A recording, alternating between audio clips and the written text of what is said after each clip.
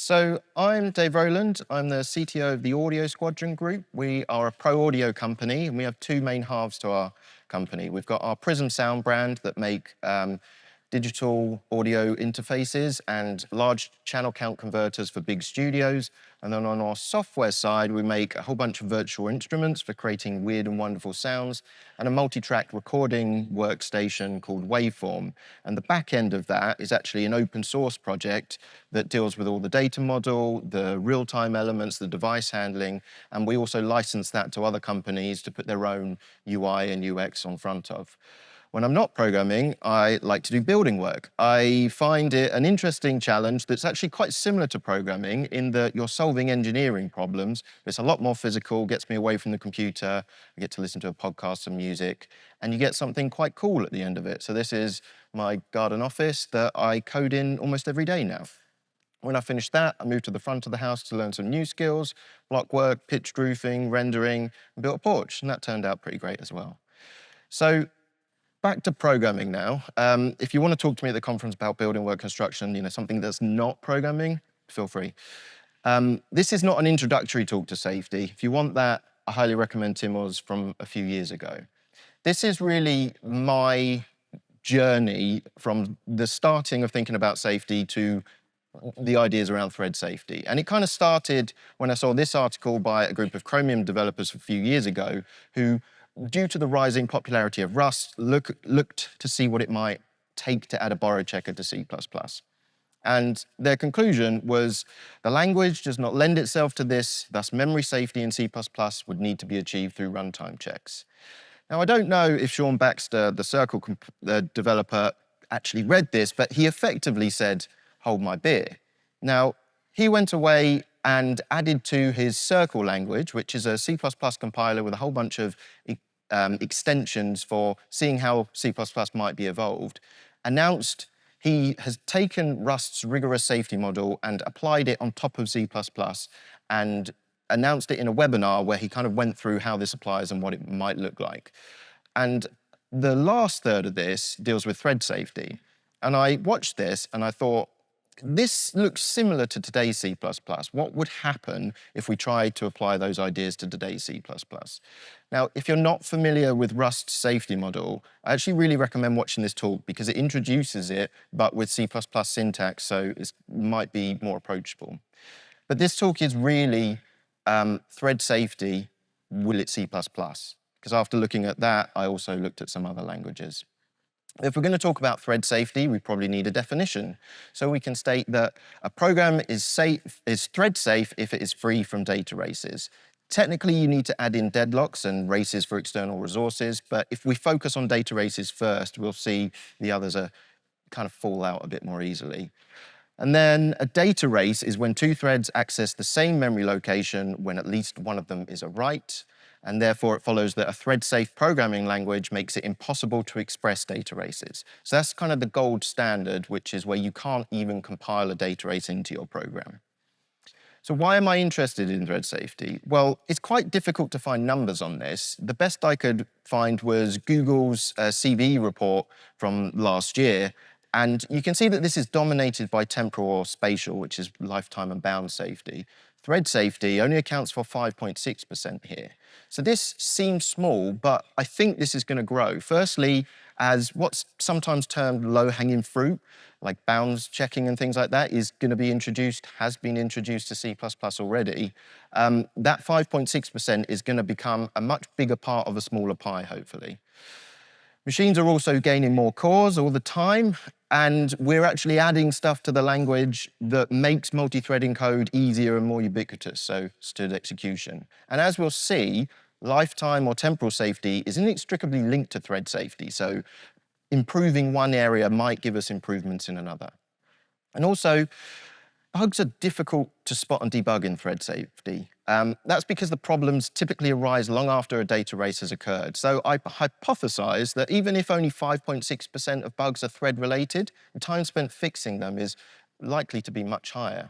And also, this 5.6% is only in like one data point in Google's research. I'm not massively familiar with their code base, but I know they use multiple languages, protobufs, so perhaps there's some inherent isolation there protecting them.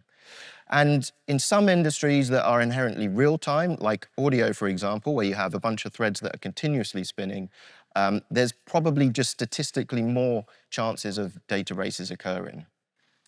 Now, almost all languages that I looked at avoid data races by avoiding sharing state in some way.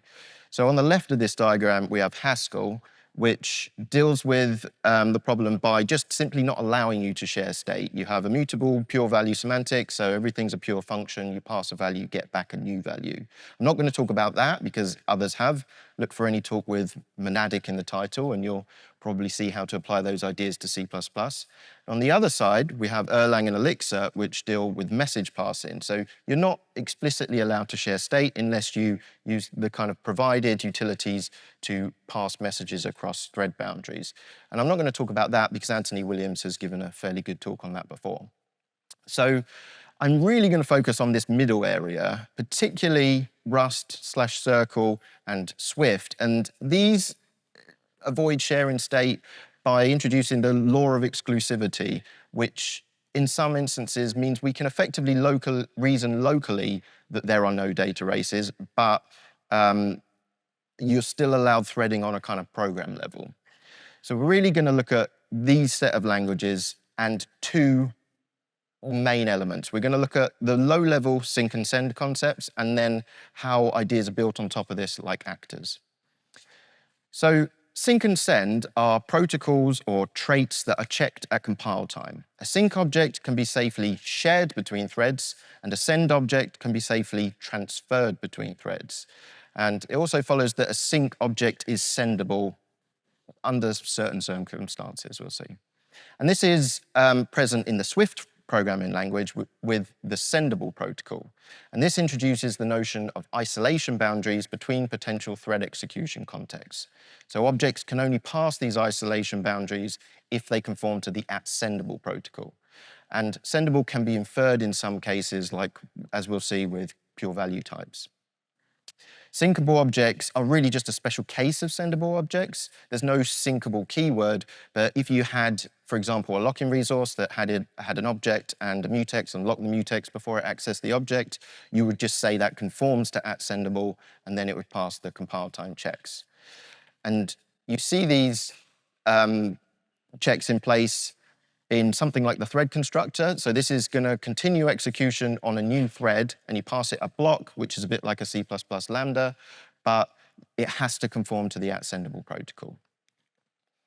So sync and send in Rust is a marker trait, which I guess is a bit similar to a C++ type trait, but they're different. And this can be inferred in some cases as well. So if the type has pure value semantics, if you have a borrow, which is similar in spirit to a checked const reference in C++, but you can't share a mutable borrow because that means one thread could write to it and you'd have a data race. And it's the same story in Circle because it follows the same model, except for the terminology slightly different. And the borrow syntax in Swift is the hat, and Sean also follows const for applying const. It's not mutable by default. Now, Sean introduced these ideas, sync and send, with this threading example that you can see on the right here. And what it does is basically has a string and then launches a whole bunch of threads that effectively participate in a thread pool and then try and append to the string and print it out. So a read and a write operation on that string. And I saw this and I thought, well, this looks like C++ type traits. So maybe could we just implement them using C++ type traits? And I sort of worked through some of these ideas in something I called the Safe Concurrency Library. You can have a look at it there. It's not production code or anything yet. But I was going to call it the Safe Threading Library, but STL is a taken term, apparently. And I built this up from first principles and wrote a slide about it, or a whole bunch of slides, but this took about an hour to talk about. So I'm going to skip to the end, and hopefully you can kind of just see the examples. So the general idea here is that we are creating safe wrappers around existing C++ constructs. So we start with a J thread, which is a joinable thread, and then we're constraining the arguments that we pass to that thread. So we're using this send concept here and saying all the arguments have to be send, and also the invocable that we're going to start the thread with has to be send. We can then build up this send concept by saying it's the value of isSend type trait, and that type trait has two parts really. The first is that we are checking that the type is not an L value reference or a pointer, and we're making sure it doesn't look like a lambda. So that's a custom type trait that says, does it have an overridden call operator? And then we're saying we are allowing move constructible types. So that's effectively saying we can construct a new object from an R-value reference of an existing object, because that's C++'s best idea of lifetime transference. We then check to see if it's a function pointer, but then disallow member function pointers, because member function pointers need an object pointer, and then you're kind of back to square one. And this is best illustrated with a bunch of static asserts. So you can see that pure value types, ints, and R-value references pass this check, but anything that looks like a pointer or a reference or a kind of is disallowed. And this basically just follows a flowchart where you just ask for various properties. So we can see that if it's move constructible or it's a non-member function pointer, then it's send. Now, Rust is allowed to do an additional check on the front of that flowchart, really. It's allowed to say, is it a mutable borrow? Because that means that another thread might be referencing, so that's not allowed. But if it's a borrow, a provably const reference, so no other threads can mutate that object, then that would be allowed. So just in summary, we're disallowing L-value references, object pointers, and lambdas, because they may be referenced outside of the thread boundary. They can alias to other objects or other addresses. And we're only allowing R values and non-member function pointers, because that's our best notion of ensuring data can't be shared. And if we look at sync now, sync is defined as a concept as well, which is a fold over the isSync trait, because we need to work on variadic number of arguments. And initially, we're just going to say no types conform to sync. But there is one type, which is a stud atomic of a T, does conform to sync, because atomic of a T is free from data races. And with a static asserts again, we can check that anything that isn't an atomic effectively fails those checks. So what types are stink? Well, we've looked at stud atomic, but that's for trivial types only. There is a proposal for a synchronized value which wraps a type with a stud mutex, then automatically locks the mutex during access, which has the benefit that that works with any type. That proposal has kind of stalled for a good number of years. I'm not sure why it hasn't made it through, but it is quite useful. So I've taken the implementation from the proposal, and it basically just looks like this. So you have a mutex and a type. You construct it by forwarding on the arguments to the internal object. And then when you want to use it, you call this apply function and pass it a lambda, which is going to lock the mutex and execute the body of the lambda. And because because this is a free from data races, we could say this conforms to sync as well. Now, in theory, we'd want to have our additional sync check at the bottom here. We'd want to say, if the type is sync, then it's also send. But remember, a sync type is really only useful if you have a reference to it on either side of the thread. So we've already said we can't allow references or pointers. So what we want to do is kind of say, is there another reference-like thing in the language? And actually, we have shared pointer. So we can say a shared pointer of a T, where T conforms to the sync concept. We're going to make that send. So in summary, a shared pointer to a stud atomic of a type is send, and a shared pointer to a synchronized value of a type is send. However, a shared pointer to just an int, because an int is not free from data races, is not send, and a shared pointer to a string is also not send. So picking up from Sean's example, I rewrote the code in C++ and then tried to use this safe thread construct that I showed with the sync and send checks. And it basically forces you to change the way you structure and the types that you use. So you have to create a shared pointer to a synchronized value to a string, and then you have to create a copy of those to pass on to the thread constructor, because we need an R value reference, and then we need a global function pointer, this entry point, that we're going to pass to our safe thread. And then, of course, the arguments to that entry point need to be a shared pointer to a synchronized value to a string. But we can call this apply function, and now we have a reference to that internal string, and we can append and print it out, knowing that no other threads are going to do so concurrently. However, we get a whole bunch of problems that are immediately visible with this. So imagine it's not a string we're passing here, but a node object, and a node contains some member pointers. So it's not possible with type traits to do a recursive check on all the members. So this would pass our send checks, but those pointers could alias elsewhere and cause data races. The other thing is that although I've constructed the thread pool like this, I often see thread pools created like this, where you pass a lambda with a this pointer, and then you just call a member function. But if we allow lambdas, i.e. callable objects, then this is just a raw pointer. There could be a data race on that, and we don't know what member function's doing. There could be data races internal to that. There's another problem where, because we get a pure reference to this internal string, we can take the address of that and then just throw it outside of the scope, store it globally, and then get a data race somewhere else.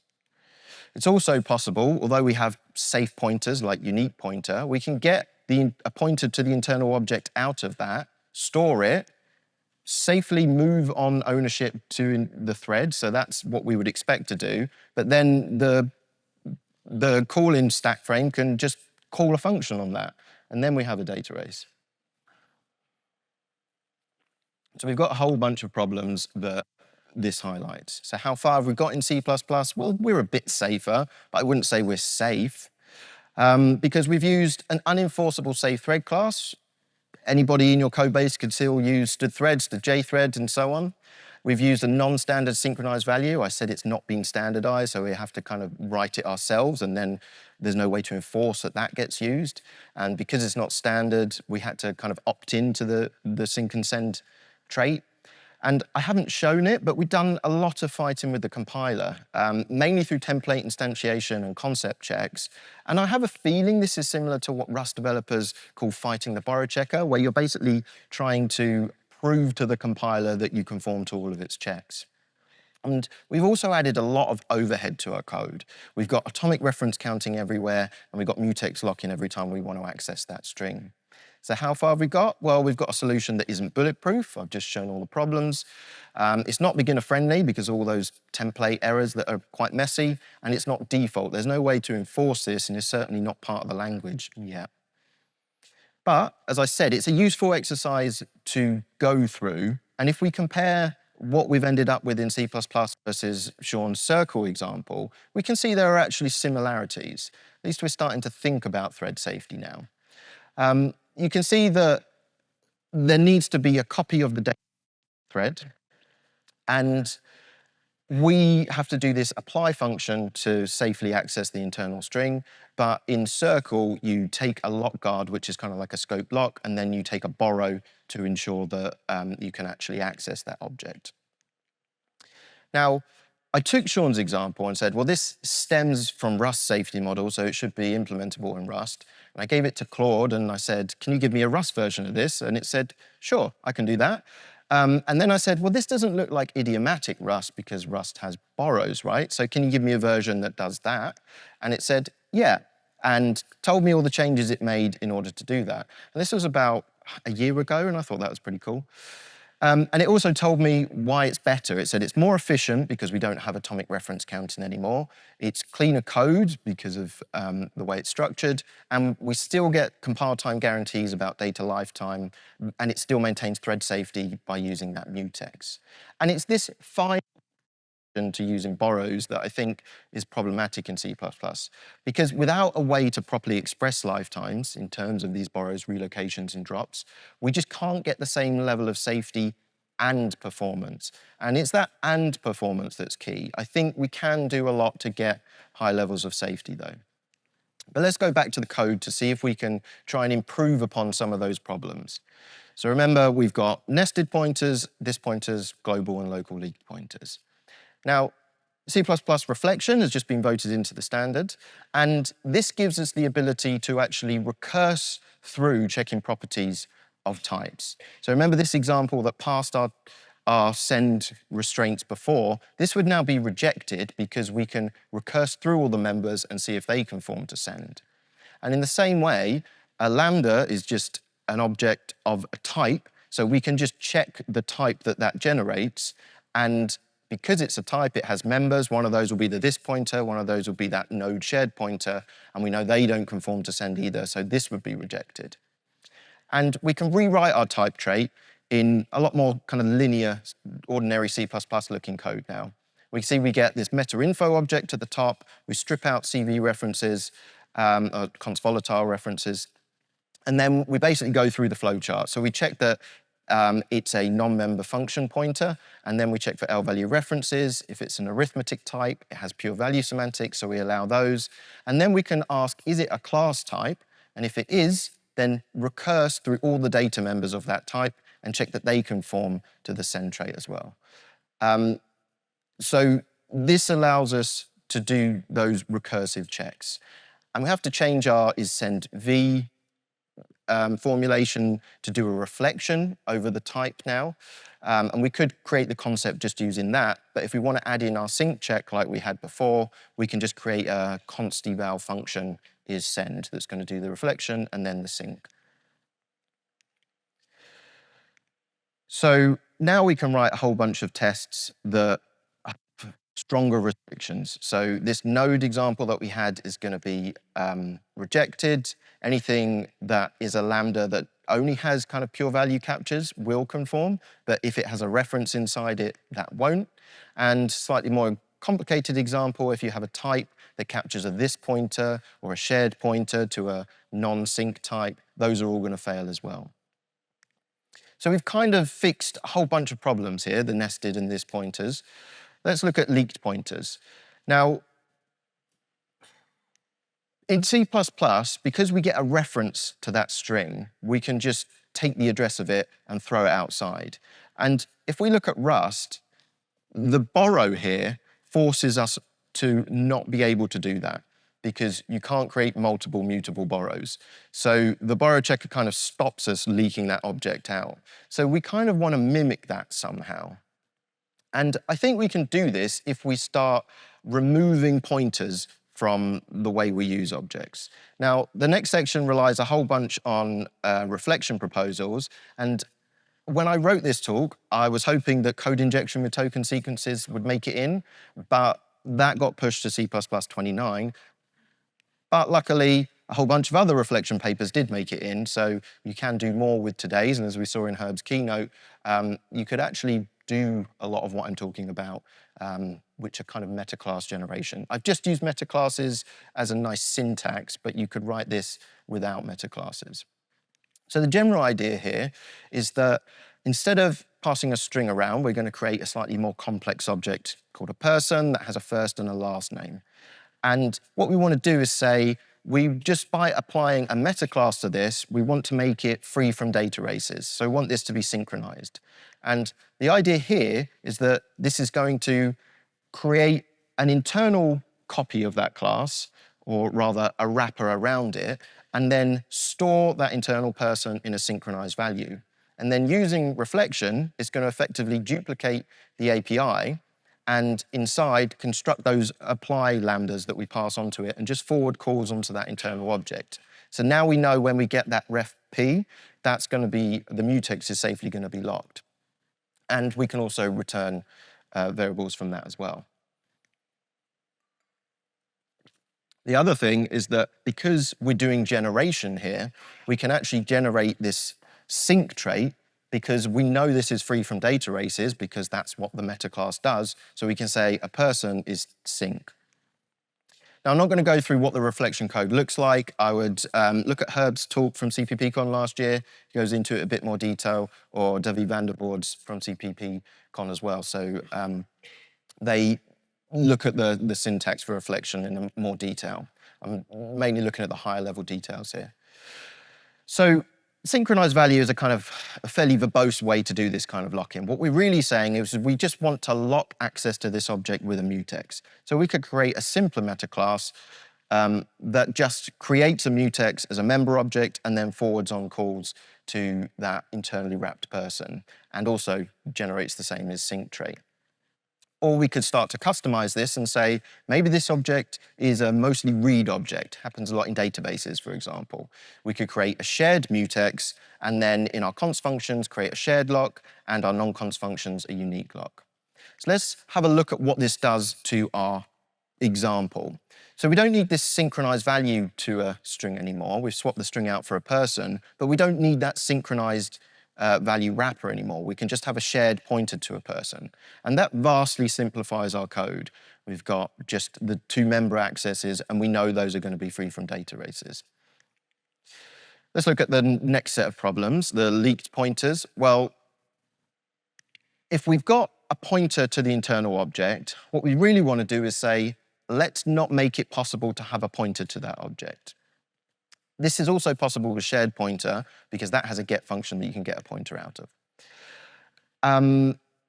What we're going to try and do is wrap the fact that we have a shared pointer, which gives us shared ownership semantics, inside a kind of lightweight value wrap. And this is effectively automatic reference counting. So if we create this arc meta class, we're going to do the same wrapping that we did before, but we're going to store the object in a shared pointer now and just forward on calls to it. So now we effectively have a lightweight value wrapper around this shared pointer. And this kind of thing is actually quite a common pattern. We use it a lot in our code base for UI and data model stuff. And now, kind of somewhat wordly, we can say that this object is now send because we effectively have a reference type to it if the internal person is sync. Now, if this looks familiar to you, perhaps because you're familiar with Swift, it should do because it's a fairly similar semantics to a Swift class. That's just a reference type that has automatic reference counting. So we're kind of mimicking that pattern. Now, we could also combine these meta classes, so we could just apply the mutex and then the automatic reference counting meta class in turn, and that would greatly simplify our code. So now we could just have a person, and we're just taking a person, and we just call functions knowing that we don't have lifetime or data races anymore. We also get to just use operator dot instead of the arrow now. Now, automatic reference counting has some problems because it's possible to construct cyclic references, and these can cause memory leaks. That's because references in Swift are strong, and to break a cycle, you need a weak reference. These are observing references that are nilled when the last strong reference is destroyed, and they must be checked before dereferencing. So you can see here we create a weak reference to something, and then we have to use the question mark operator to say, only do this next statement, or call this next function if we have a valid object.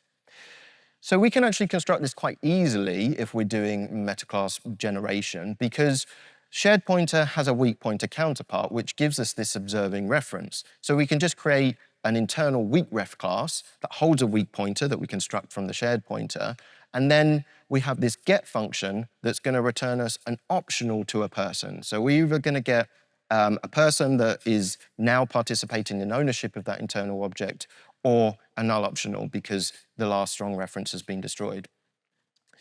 And we use it in basically the same way we do with Swift. So you create a weak reference to an existing person, and then you just have to try and get a valid person out of it. You can also use the monadic extensions just to optional if you want to do it that way. Now, there's another type in Swift called structs. And these have value semantics instead of reference semantics. So where two Swift variables of a class type share an underlying object, two Swift structs have distinct objects.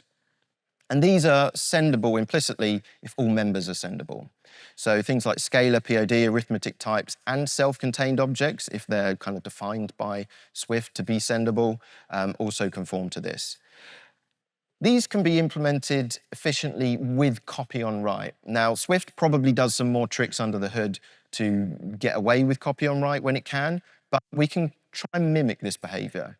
So imagine we had a struct that was our person.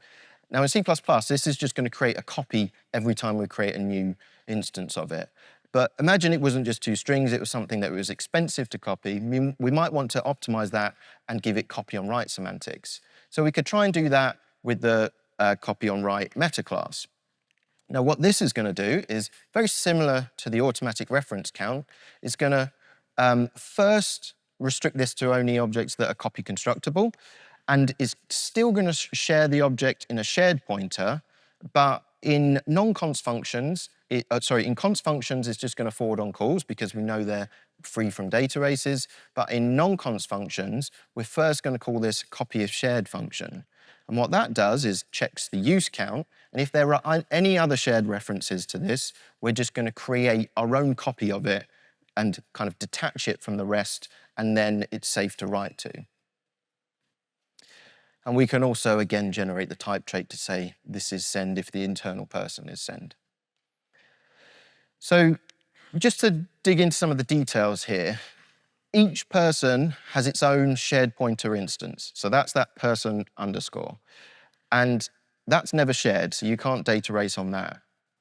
And as soon as a non-const function is called, a unique copy is made. But that means the internal person is shared, but that's okay because you're only ever going to read that before you write to it and you have your own copy. But a lot of people look at this line and say, well, you're checking the use count and then creating a copy which is going to increment the use count. Isn't there a data race there? And no, as long as you don't have any other pointers or references to a person. So send kind of enforces this when it's passed to a thread because you have to construct a new object from an R-value reference. We can do some C++ tricks like delete operator new to try and avoid it being created on the heap, like in a unique or a shared pointer. And we can delete operator ampersand to try and avoid the address of this thing being taken. But there's no way to stop a reference to it being taken. And if you have a person in another type and that doesn't have a deleted address operator, you could take the address of it or create it on the heap, and then you effectively have a pointer to the internal person because it's just the base address plus an offset. I'm sort of trying to think about a way that we could avoid this, possibly a type trait that is like non-addressable, but then you would need to kind of recursively and virally check this. And there's actually language in the standard that says any annotations that require viral checking are essentially not permissible. So perhaps there's some other ways we can avoid this. Now, sometimes you do want a reference-like thing. And because Swift doesn't have raw pointers, in safe Swift at least, there's no way to mutate values within a function. But it does have a facility called in-out parameters to allow kind of pointer-like semantics, but safely. And you see this here where we have a point that we want to move by x and y. If we give that parameter an in-out modifier, that's now going to act like a reference and modify the object that's passed into it. This has lots of use cases. We can return multiple types without having to construct a tuple. We can implement swap. We can modify properties, like in this example. And if it's a class, so it has reference semantics, we can actually reassign that reference, a bit like a factory. So we could cheat with this. Imagine we have a copy on write vector implementation that effectively just wraps vector. That's going to do the same transformation as we had before. But what we really want to do is say, I want to push 42 into the vector. And if we have some calling code that looks like this, what we're going to find is that push is going to create a detached unique copy, and then in the parent stack frame, that vector isn't going to contain that 42. So what we ideally want is a pointer to that vector, and then we can push back into it. But how do we get a pointer with something that we've deleted the address of operator? Well, you can take the std address of it, and that will actually give us a pointer to the object. But what we've done here is subtly expose that data race, that potential data race that I mentioned earlier, because now, somewhere in there, a thread could be created that tries to create a copy, and that could happen whilst that pushback is actually being called. So again, it's quite subtle, but what actually happens here is inside copy if shared, which gets called in this pushback function. It's going to check the use count. It says, no, it's 1. I'm the only owner of this object, so I'm just going to not make a copy and carry on using it. But then the copy tries to get created. That's going to increment the shared count. And now there are 2 aliasing references to that internal shared object. So we can do something a bit safer and generate an in-out class that effectively has the same API as the calling class, and we can do that through reflection, but we're going to take a pointer to the argument that this is constructed with, and then at the same time create our own safe version to use, so a detached version that we can write to. And we're going to construct that with a pointer to the original, and to give it like less room for abuse, we're going to give it a name function called makeInout, and then this is the only place where we're kind of abusing the safety. And now we need to modify our parameter to say we want the in-out version of this, and we don't have a data race now because there's this internal vector that's being created, and it's going to create a copy as soon as it constructs that thread. And we just have to call makeInout in order to pass that, and the 42 is going to be visible in the parent stack frame. Now there's one kind of, the last thing we need to do is actually copy that internal vector back to the parameter that we had, and that's kind of similar to saying that vec is equal to the internal vec that was in that function. Now, there's one final step we can do here, which is rather than deleting the address operator, we can actually make it return an in-out version of the object. And then we can just use ampersand here, just the same as Swift. That might be a step too far for some of you, but I think it quite nicely, shows semantically what we're trying to do, but in a safe way. I want to give a quick mention to Hilo here. And Hilo's thread safety, like all of them, comes from avoiding share state, and it does it through the law of exclusivity. But objects are still mutable within a function, which means it's actually similar to Swift, but with only struct type. So it doesn't have that kind of reference counting automatic reference type. And it's implemented efficiently, possibly with copy on write, but their entire compiler is designed to sort of make this invisible and as efficient as possible. So let's do a quick review. We've got this send trait that introduces an isolation boundary between threads, and objects can only be copied or moved between them. A sync trait tells the compiler that an object is data race free and is implicitly send. And these traits need to be checked recursively for all members. C++23 can't do this, but C++26 with reflection can. We've also seen how lifetime safety is inherently intertwined with thread safety. This is solved in other languages with borrow checking, reference counting, or mutable value semantics. And I think we need to encapsulate pointers in value types to ensure they're not exposed to abuse. And C++26 reflection and generation and the things that are coming in 29 can make this simple. Now, there are some limitations.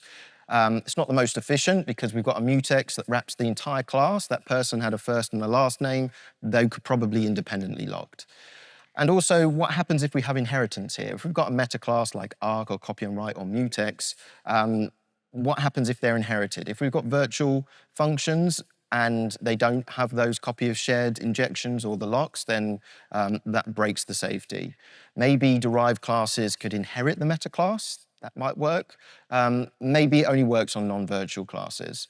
Or maybe it's disabled by adding final to the generated class so you can't derive from it.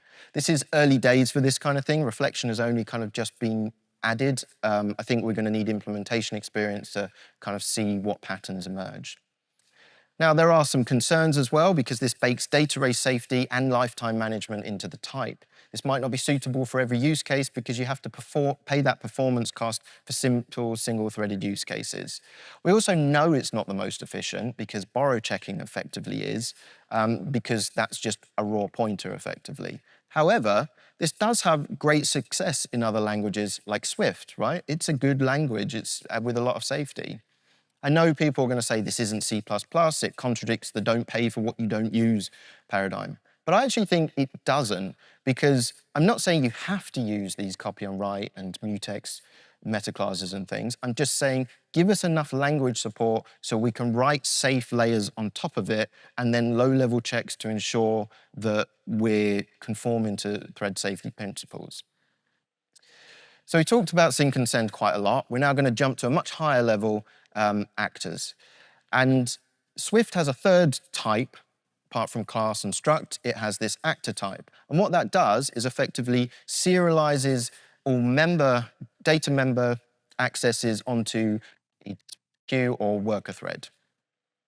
And you spell it with the actor keyword, and it's a reference type like class. And because this now runs on a dispatch queue, you have to await the function call. So it basically turns it into a coroutine. And I thought, well, actually, we can model this actor principle in C++ with reflection. So we could have an actor meta class, and what that's going to do is, similar to how we did with synchronized value, wrap the person and then schedule it on a sender. So we have stood execution now. We can create a lambda that forwards on that function call onto the internal person. And if we schedule it with a scheduler that is just a single thread, so a static thread pool with a single thread, we know anything that gets scheduled onto that scheduler is going to be serialized, and therefore there's no concurrent access. We could naively do a sync wait and just block until that sender completes and then unwrap the value that's returned from it.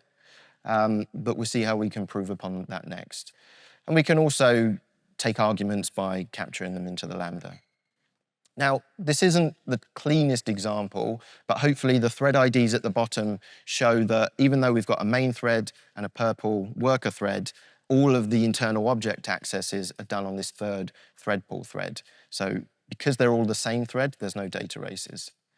Now, we can actually kind of go one step better here. We can improve upon this because we now have stood task. And task is a wrapper around a coroutine, and senders are implicitly awaitable. So we could package this sender into the task using co-return, co-await the sender, and then we have to co-await the result of that in order to get the string out. We can actually spell this a bit more simply, and if we show the other member functions, we can kind of hide the bit that is the same and then just show the lambda that we're generating just reflects over the function signature. And this actually looks very similar to the Swift example. So we have the person in both sides that is an actor. And actually the calling code looks very similar as well. We have to await and then we have to co-await because of C++. Now, there are some problems with this that you might spot.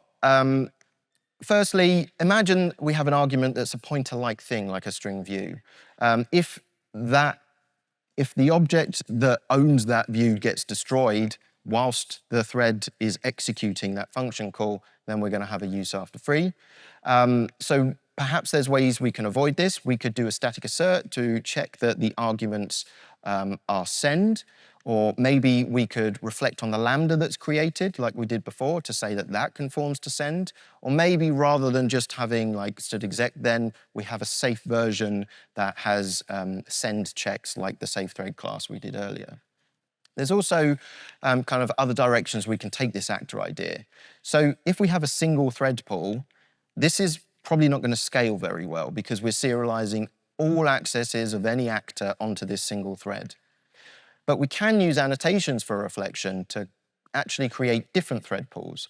Maybe we could create a version that has a low priority tag and then creates a low priority thread. And maybe we can create different types of actors, like a main actor that uses a run loop, which has to get dispatched by your main thread, and then you can have worker threads that safely interact with that main actor because it's going to push everything to be dispatched by the main thread.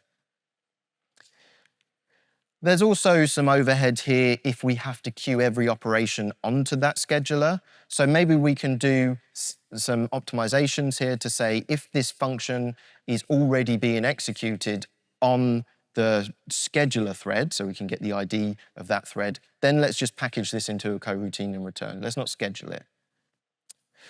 So those are all some ideas that I think we can do in the future. But I do kind of agree with that Chromium paper earlier that said we're probably going to need to do a lot of safety checks at runtime. Now, there is an existing strategy for catching thread issues, which is TSAN. However, it's only available in Clang and GCC. As far as I'm aware, there's no Visual Studio support at the moment. It also requires separate running, right? It's not just part of your normal application. It's a tool that you have to enable. And it's also mutually exclusive with other useful tools like ASAN and UBSAN. And because of the kind of runtime performance that you have to pay, as we'll see in a sec, this is often just run in CI, I find, or if you're actively looking for a data race. And that means that it's likely to only catch data races in your test coverage.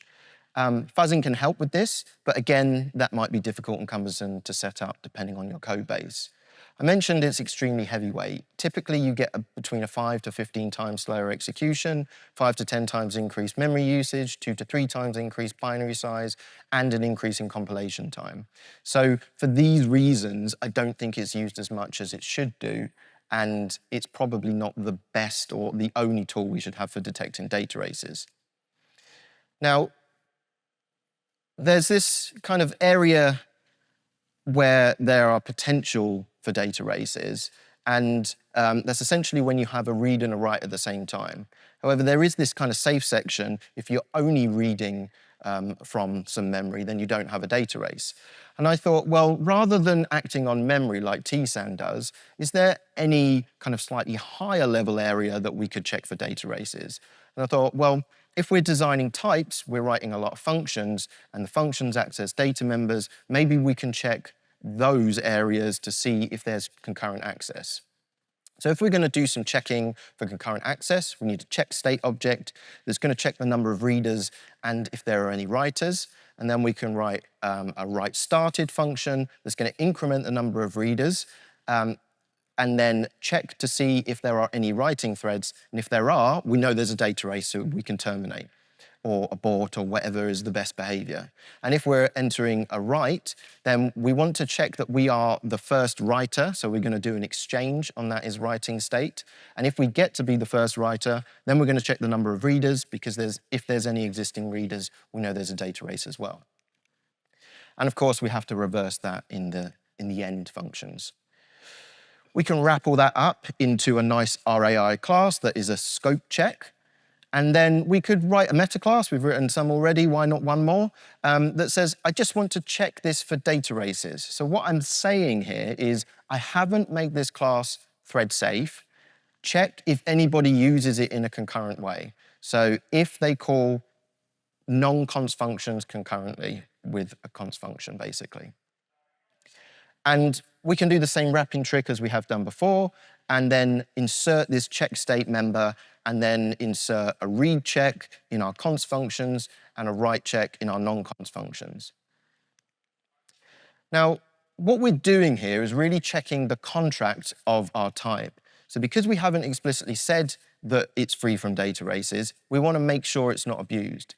And the standard library actually has wording that specifies the thread-safe contracts that the standard library containers adhere to. And I'm not going to read all of this out, but it essentially says all const member functions can be called concurrently by different threads on the same container. Now, adding that const checker would be an ABI break because it changes the layout of the type, so that's probably not going to happen. But Herb, at the beginning of this year, introduced a blog post that had this idea of extrinsic storage. Now, he used this. It's essentially a weight-free map to an object and an address. And he used it for checking union usage, but I thought maybe this could be used to store our check state. And we could now create this data race registry that wraps that, and we're just going to try and get one of these check state objects for a pointer. And then in theory, any kind of standard library implementation could insert one of these checks in their functions to check that that contract isn't being abused. Now, because it's contract checking and we have contract asserts in C++ now, this could be rewritten to be a contract assert. So we're essentially saying, now rather than just terminating, call the contract violation handler, and then you can decide what to do with it. You can ignore it, you can log it, whatever.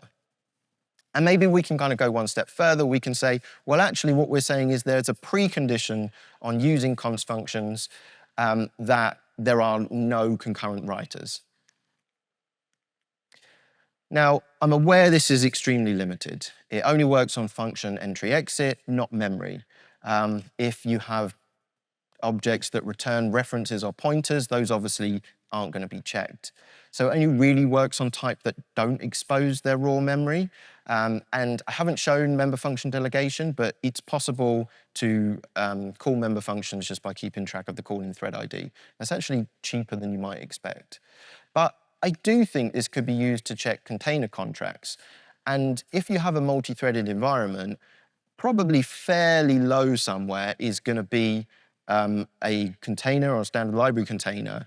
And if you get data races on that container or it's being used out of contract, that probably shows that you've got a poor threading model, or at least thread safety model, much higher up. So I think just having some place you can check this inside your normal, work in development, perhaps even production code if you can afford the performance cost. But if you really want to dig into the details, I still think we're going to have to use TSAN for now. So what does the kind of current set of standard proposals say about this? Well, I think the committee has basically voted that profiles is the desired direction. And the only thing I could really find about concurrency or thread safety in terms of profiles was this section by Bjarne's long-standing initial profiles paper. And if we look at some of the statements, it says, look into the possibility of statically detecting aliases in more than one thread to mutable data. Now, as I showed early on, I don't think this is going to work because it's kind of impossible to trace pointer or reference lineage, right, where they come from. It's possible to create a const reference from non-const reference. So you can't guarantee, even with static analysis, I think it's been shown that you can't really guarantee that there are no non-const references or pointers to a const object or to a non-const reference. The next thing it says is prefer to pass and keep pointers to const. And for the same reasons, I don't think this is going to work either, because at some point there might be a non-const object or reference or alias being used. However, it does say statically detect if a pointer is passed to another thread. And actually, I think this is sound, right? This is the start of the notion of isolation boundaries. So what I think is C++ needs a way to identify these isolation boundaries. It needs a way to say execution is going to continue on a different thread, i.e. a send concept. And this would introduce strong aliasing and lifetime requirements because we have to kind of work around its checks. And this just isn't compatible with existing pointers or references. Now, I think reflection can help us to write in the styles of other languages that have better thread safety, because we can safely encapsulate away those pointers. But I think if you really want pure C++ performance and the kind of don't pay for what you don't use, we'd really need something like borrow check-in, and read Sean Baxter's proposal for that. So what do I think the roadmap might look like? Well, maybe in C++29 we could get something that's a bit like sync and send. Maybe you turn it on with a concurrency profile, and then maybe you can only use constructors to threads, to async that have these checks enabled in them. Maybe the standard library vendors could introduce some lightweight data race check-in so we can check those contracts. And then I think once we have a facility to check those properties in the language, we'll start to see a whole bunch of libraries emerging that can give us kind of safe patterns that conform to these sync and send restrictions. And that's kind of for future C++. So hopefully you've enjoyed what I've discussed. You can find the slides later on my presentations on GitHub. There's a QR code to it, and I think we've got about 5 minutes for questions.